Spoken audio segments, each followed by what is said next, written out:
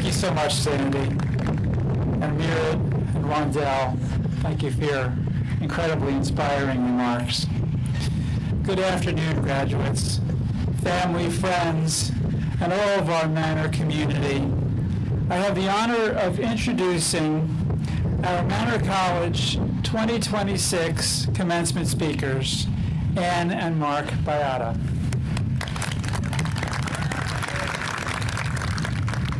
Ann Claffey Baiada, RN, grew up in the Germantown section of Philadelphia. When I met with Ann recently, along with some of her friends who are here today, she shared that growing up, her family had food, but her beginnings were humble, and certainly there were times of difficulty. Like most of you, she and her brother were the first in their family to go to college. Inspired by her mother as her role model, Ann graduated from Abington Memorial Hospital School of Nursing, and she worked actively as a nurse for 48 years. In 1998, she founded Baiada Ability Rehab Solutions, the first specialized home nursing program of its kind. Today, the program is a leader in its field, with 50 CRRNs nationwide, many of whom are recognized as some of the world's foremost experts in home rehabilitation nursing. J. Mark Baiada founded Baiada Home Health Care in 1975 with the mission to help people have a safe home life with comfort, independence, and dignity. At the time, he was just a little older than most of our graduates, and he was also a first-generation college student with a family that immigrated. Back then, there were hardly any home health care providers. Reflecting on that time, Mark said, "I had invested my life savings into this idea, and I'll tell you the truth, it was scary. I felt the weight of personal responsibility for every client and employee. Every decision felt critical." 50 years later, Baiada is known for having one of the strongest values-based cultures in healthcare and beyond. The organization has grown into a global leader, serving 40,000 clients weekly across more than 380 offices in 23 states and international locations. Now, 10 years ago, Mark announced a plan to restructure their family-owned company into a non-profit organization. At the time, he said, "This is converting personal wealth for the benefit of home health care, the benefit of others." The goal was to serve millions worldwide, leave a lasting legacy, and be the world's most passionate and trusted team while maintaining the company's high standards. Both Mark and Ann have left a legacy of bettering our community. They have been recognized with countless honors and awards. I was looking at the list of them the other day. It is a countless number of awards that they have been honored with, both individually and as a couple. Among them, to name just a few, the Papal Blessing from Pope John Paul II, the Distinguished Graduate Award from the Archdiocese of Philadelphia and Faith in the Future, the Citizen of the Year Award from the Moorestown Service Council, the Tip O'Neill Irish Diaspora Award in County Donegal, the 75 Greatest Living Philadelphians Award from the Philadelphia Eagles, go Eagles, and the Light of Hope Award from Catholic Charities, go Catholic Charities. At Manor College, the Baiadas have been an integral part of the founding of our practical nursing program, having donated state-of-the-art patient simulator mannequins. And I'm proud to share that we have among our graduates our first cohort of practical nursing students today. The Baiadas have also contributed to Manor's student aid and food emergency called our SAFE Fund that provides groceries and other support to students who have those needs so that they can persist in their studies. Thank you, Ann and Mark. Thank you. Our students who you are addressing today are the beneficiaries of your thoughtfulness, your kindness, and your generosity. The Baiadas have 5 children and 11 grandchildren. The Baiada family motto appears on the wall of every family member's home. Think big, work hard, show love. Together, they champion the Baiada way, founded on compassion, excellence, and reliability. And they have promoted diversity, equity, inclusion, and belonging. Those values across their organization. They're active in ongoing work as volunteers, civic and nonprofit leaders, and philanthropists is both impressive and inspiring, ranging from nursing scholarships at numerous colleges to the renowned Baiada Regatta, one of the largest adaptive rowing events in the world. Now, on a personal note, I've known Ann and Mark for 20 years. Every time I see them, they ask, how are our students? How is Manor College? How is our campus community doing? How is my family doing? And with all that they have accomplished and all that they have happening in their lives, they remember all the details. How's your daughter? How's this student? I don't know that I've ever shared this with Ann and Mark, but when I used to work for a different college as the right-hand man to another college president, he was Dr. Rosalie Miranda. Dr. Miranda said to me, there's a lot to learn about leadership from Ann Baiada. And Mark's example is one that everyone should emulate. At that time, I was working for a college president who was in her seat as president for 20 plus years and at that institution for over 40 years. She was involved and engaged in all of the major national higher education organizations. Consider the gravity of her remarks.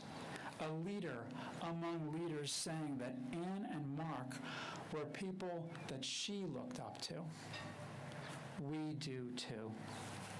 Let's warmly welcome Ann and Mark. Ann and Mark, we look forward to your words of wisdom.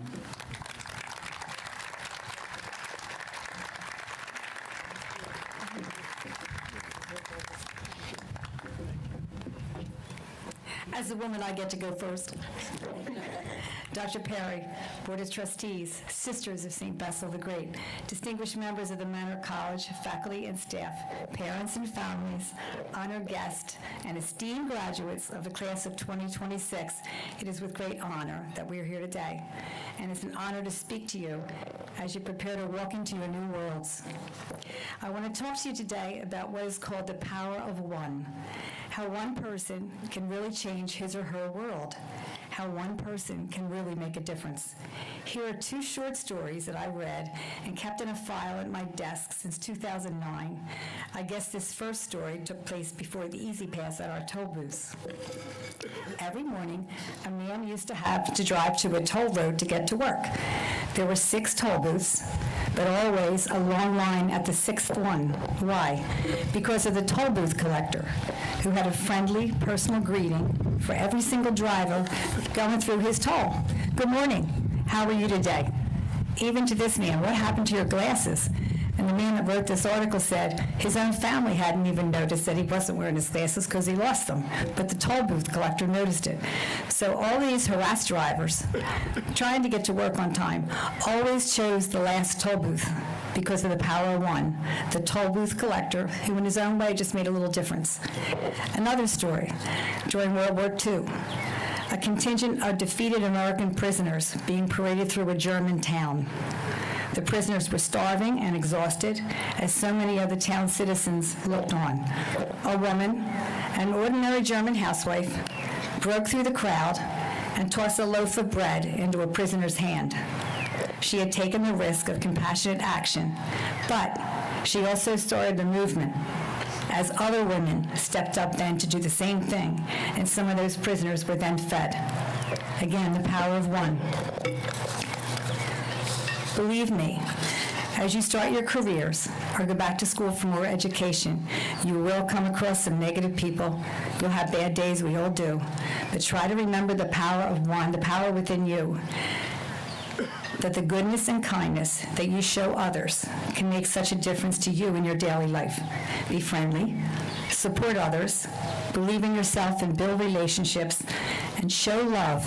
Always show love, and you'll be happier for it. Congratulations. Stay right next to me. Thank you, Ann. Thank you, Dr. Peri, for those wonderful words. I don't know if we quite deserve it, a little more than we think of ourselves. But graduates, on your graduation, I'd like to share 10 rules of life to take with you as your final lesson. 10 rules.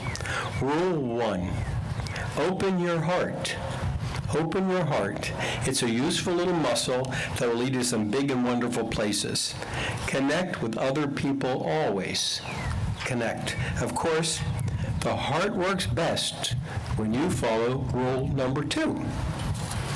Use your head. Use your head. What's your choice? You're emerging from years of intellectual development. Make sure your brain weighs in when your heart is beating fast. And let the heart speak up when the thoughts are firing. These two are not adversaries, but in fact, they make great partners. Feel, think, then act. The next rule is a rule that you've heard since you were a small child. Your mom and dad said it. Your grandparents probably said it. Your teachers said it. But it's far easier said than done. It is something that you have to work on, whether you're 2 or 82. Rule number 3, be nice. Nice has become exotic because it's so rare. Everyone wants to be hot or cool. But decency is a rare jewel. So find it, polish it, show it off. Everyone will want some. Smile. Smile. Be open and sincere. Nice is the new black. Wear it proudly. It will look great on you. Rule number 4, dream big. Dream big. There's power in dreaming, and there's certainly no harm. Who wants ho-hum dreams? We build castles in the sky, not small, modest huts. Dreams are life's fuel, and it's free. So take all you want. Set your goals high. Be a little tough on yourself. You can take it. Rule number 5. Listen to your parents. Right? This is an age when you start to realize that 90% of the time, they were right. They probably still are. Today, thank them for everything they've done for you. Which brings me to the next rule. Rule number 6. Family is everything. Many of you are too young to remember a sitcom called Cheers, but you've probably seen the reruns. It was about a bar in Boston called Cheers. It was a local hangout, and everybody knew everyone else. The song said, "You want to go where everybody knows your name, kind of like you belong here." Your family is your Cheers. It's a place where everyone not only knows your name, but everything else about you too. And they still love you. There's always a place for you. You are a regular here and know what you want. Your family has let you run a tab for a long time, for a heck of a long time. It's time to start paying them back. Cheers. Rule number 7, hold on to your friends. The intensity and togetherness of a collegiate friendship is difficult to sustain. It's easy when best friends see you a lot. It's more challenging when one of you moves to the other side of the country or the world. It's worth the work. Former roommates or lifelong soulmates. Friendship from this time in your life are to be treasured. Work hard to stay connected to the friends you've made. The ones sitting next to you maybe today. Every time you get together, you'll take you back to this place. You'll be young again. And speaking of being young, rule number 8, grow up, don't grow old. Now, whether you're 21, 40, 56, or 90, deciding you're grown up is a terrific move. Opens up doors for you professionally and personally. Be self-possessed, be in charge, and the world will be chasing you down. But don't grow stale. The youth you enjoy now does not have to flee. It's not a number, it's an attitude. How can a person be defeated by the mere thought of the number of years they've been on earth? Celebrate life. It deserves a party. Rule number 9, work hard. Nothing will be given to you. Life is tough. Keep moving forward towards your goal, even when you are tired. Don't loaf or watch TV. You have too much to accomplish. The world is run by the people who show up. Work hard. And rule number 10, in thanks for all that you've been given, support Manor. She has educated you, supported you, hoped for you, and loved you. Support and care for her so you can help your children. Give $5 today, and maybe $5 million when you're my age. Okay? 50 years from now, you may stand where I do now, sharing your own do's and don'ts with a class of 2076. Rules aside, I see before me nice, hardworking, good people. I see parents who knew better and wanted better for their children. I see supportive and loyal families who loved their kids in the class of 2026, even at times when they weren't so nice. I see friendships for the future.